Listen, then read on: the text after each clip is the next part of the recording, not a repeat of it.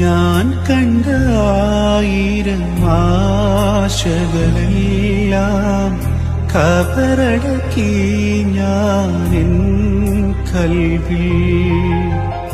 ആരാരും അറിയാതെ ആരോടും പറയാതെ അടക്കി പിടിച്ചു ഞാനെന്നും പരങ്ങൾ. മുല്ലേ മുല്ലേ നീ ഇന്നെവിടെ?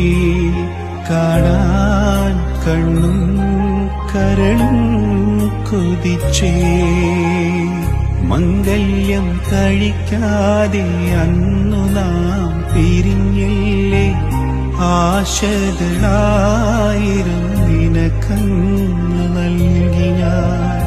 കരളെ മറന്നു